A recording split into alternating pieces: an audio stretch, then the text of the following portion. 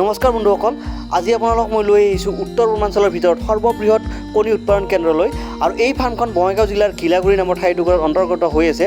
আৰু আজিৰ ভিডিঅ'টো মই ড্ৰোন শ্বটেৰে আৰম্ভ কৰিছোঁ। ইয়াৰ মূল কাৰণটো হৈছে আপোনালোক এই ফাৰ্মখন কিমান ডাঙৰ হয় সেইটো প্ৰথম দেখুৱাই লোৱাৰ কাৰণে, আপোনালোকে যাতে এটা সম্যক জ্ঞান পায় যে কিমান ডাঙৰ ফাৰ্ম হ'ব পাৰে। আৰু চাওক, এই যে লাইন লাইন ঘৰবোৰ আছে, এই ঘৰ এটা ঘৰত 25 লাখকৈ খৰচ হৈছে। আৰু এনেকুৱা ঘৰ 10ৰ পৰা 12টামান আছে ইয়াতে। তো আপোনালোকে ভাবক যে কিমান ডাঙৰ ফাৰ্ম এখন হ'ব পাৰে। তো এই ফাৰ্মখন তেওঁলোকে গঢ়ি তোলাৰ ক্ষেত্ৰত যে প্ৰথমে ইমান কোটি টকাৰে আৰম্ভ কৰিছিল নে? নিশ্চয় নহয়। তেওঁলোকে প্ৰথম সৰুকৈ আৰম্ভ কৰিছিলে আৰু গভমেণ্ট ছাবচিডিও পাইছিলে। আৰু কেনেকৈ পাইছিলে এই সবিশেষ তথ্য আপোনালোকে গম পাব। তো এই ভিডিঅ'টো শেষলৈকে চাই থাকিব। আৰু এনেকুৱা ভিডিঅ'ৰ জৰিয়তে আমাৰ যিখিনি নিবনুৱা যুৱক যুৱতী আছে তেওঁলোকে নিশ্চয় উপকৃত হ'ব। আৰু মই আজি জনাম যে কেনেকৈ ইমান ডাঙৰ ফাৰ্ম এখন তেওঁলোকে আৰম্ভ কৰিলে, কেনেকৈ ইমান এতিয়া চলাই আছে। আৰু এটা অতি ইণ্টাৰেষ্টিং কথা হ'ল, এদিনত তেওঁলোকে 1 লাখকৈ কণী উৎপাদন কৰে।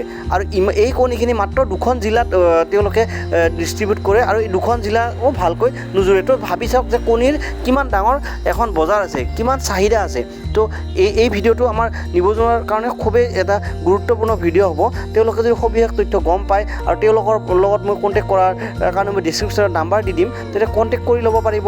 আৰু কেনেকৈনো ইমান ডাঙৰ ফাৰ্ম এখন গঢ়ি তুলিছে তেওঁলোকৰ পৰা সবিশেষ তথ্য পাব। আৰু মই এই ভিডিঅ'ত তেওঁলোকৰ কৰ্তৃপক্ষৰ লগতো কিছু কথা পাতিছোঁ, আপোনালোকে সমগ্ৰ কথাখিনি গম পাব। তো বলক অকণো দেৰি নকৰোঁ আৰু আমি ভিডিঅ'টোৰ ফালে আগবাঢ়োঁ। আজিৰ ভিডিঅ'টো যথেষ্ট গুৰুত্ব এটা পূৰ্ণ ভিডিঅ', আপোনালোকে অলপো স্কিপ নকৰিব। আমি ভিতৰত যাম আৰু গোটেই তথ্যখিনি আপোনালোকক দিব বিচাৰোঁ। আৰু মোৰ যদি এনেকুৱা ভিডিঅ' আপোনালোকে ভাল পায়, মোৰ চেনেলটো লাইক, শ্বেয়াৰ, ছাবস্ক্ৰাইব কৰি ল'ব। আৰু লগতে কমেণ্ট দি এৰিবলৈ নিশ্চয় নাপাহৰিব। ধন্যবাদ।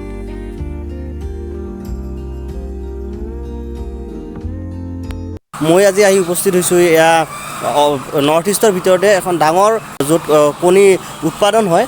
এইখন আমাৰ ওচৰতে আছে, অভয়াপুৰীৰ পৰা ওচৰতে হয়। তো ঘোষ এগ বুলি কয়, আপোনালোকে চাব পাৰে।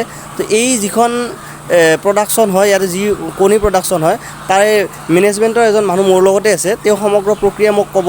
এয়া কণী উৎপাদন হৈ আছে আৰু এইবিলাক গৈ পেলাই এইফালে দেখা পায়, এই যে সেই আছে এইবিলাকত পেকিং হয়। পেকিং হোৱাৰ পিছত এই সেইফালে দেখা, আৰু এইবিলাক যে আছে সেইবিলাক ইতিমধ্যে পেকেজিং হৈ গৈছে। তো সেনেকৈ আমাৰ ইয়াৰ পৰা মাৰ্কেটলৈ গুচি যায়। তো এই দাদাৰ লগত মই কথা কৰিম। দাদা, আপোনাৰ নামটো কওকচোন। মোৰ নাম সুৰজিৎ চৰকাৰ। এই ফাৰ্মখন আপোনালোকে কেতিয়া আৰম্ভ কৰিছিলে? এই ফাৰ্মখন 2010ত আৰম্ভ কৰা হৈছিল আৰু মই একদম প্ৰথমৰ পৰাই এইটো ফাৰ্মৰ লগত জড়িত হৈ আছোঁ। আচ্ছা, এতিয়া আপোনাৰ কেতিয়া আৰম্ভ কৰিলে? এতিয়া বৰ্তমান যি কণী উৎপাদন হয়, এক দিনত কিমান হয়? এতিয়া বৰ্তমান আমাৰ কণী 80,000ৰ পৰা 1 লাখলৈকে হয় বৰ্তমান। তো ইয়াত এনেকুৱা যিটো আমি দেখিছোঁ, এইটো ঘৰটো চেল্টাৰটো এনেকুৱা কিমানটা আছে? আৰু এনেকুৱা ঘৰ ইয়াত আমাৰ বৰ্তমানে 6ৰ 3খন আৰু লেয়াৰৰ।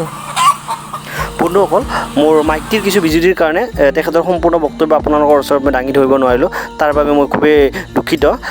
কিন্তু আপোনালোকক মই কিছু কথা কৈ দিওঁ। আৰু তেখেতৰ মই যি নাম্বাৰ আছে, কণ্টেক্ট নাম্বাৰ, সেই নাম্বাৰ মই ডিছক্ৰিপশ্যন বক্সত মই দি দিম। আপোনালোকে কণ্টেক্ট কৰি ল'ব আৰু সমগ্ৰ তথ্যটিৰ পৰা জানিব পাৰিব। আপোনালোকে যদি সমগ্ৰ অসম বা সমগ্ৰ ভাৰতবৰ্ষখন লক্ষ্য কৰে, দেখা পাব গোটেই দেশখনকে নিবনুৱা সমস্যাই হেঁচা মাৰি ধৰিছে। গতিকে আপোনালোকে এনেকুৱা ধৰণৰ কাম কৰিবলৈ আগুৱাই আহিব লাগিব, তেতিয়াহে আপোনালোকে জীৱনত কিবা এটা কৰিব পাৰিব। আৰু এনেকুৱা ধৰণৰ কাম বুলি ক'লে অকল মুৰ্গীৰ ফাৰ্মেই নহয়, আপোনাৰ বিভিন্ন ধৰণৰ ফাৰ্ম খুলিব পাৰে, ফিচাৰী হ'ব পাৰে, খেতি বাতি হ'ব পাৰে। গতিকে এনেকুৱা ধৰণৰ কামত আমি আগবাঢ়িব লাগিব। আৰু যিখিনি আমাৰ অসমীয়া মানুহখিনিৰ হাতত যিখিনি মাটি আছে, সেইখিনি মাটি কিন্তু সৎ ব্যৱহাৰ কৰাৰ সময় এতিয়া আহি গৈছে। গতিকে আপোনালোকে ভাবি চিন্তি পেলাই এনেকৈ আগবাঢ়িব লাগিব।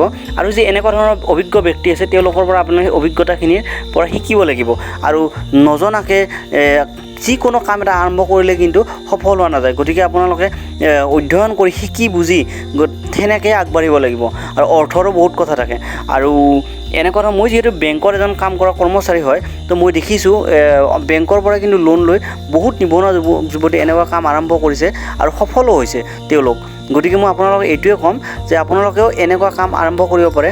আৰু এনেকুৱা ধৰণৰ ফাৰ্ম যে আছে, ইমান ডাঙৰ ডাঙৰ ফাৰ্ম, এইবোৰ ফাৰ্ম আপোনালোকে ভিজিট কৰক, চাওক কেনেকৈ তেওঁলোকে কাম কৰিছে তেওঁলোকৰ পৰা জানক তেওঁলোকে প্ৰথমতে কেনেকৈ আৰম্ভ কৰিছিলে তো সেইবোৰ শিকি মেলি আগবাঢ়িলে নিশ্চয় আপোনালোকৰ সফল হ'ব আৰু ময়ো এনেকুৱা ধৰণৰ ভিডিঅ' এতিয়া লাহে লাহে মই এনেকুৱা ধৰণৰ ভাল ভাল ভিডিঅ' আপোনালোকক দিবলৈ চেষ্টা কৰি যাম যাতে আমাৰ মানুহখিনি চাই পেলাই কিবা এটা পায় পুনৰ অন্য এটা ভিডিঅ'ৰ সৈতে আপোনালোকক লগ পোৱাৰ প্ৰতিশ্ৰুতিৰে তো আজিৰ ভিডিঅ'টো ইয়াতে সামৰণি মাৰিছোঁ ধন্যবাদ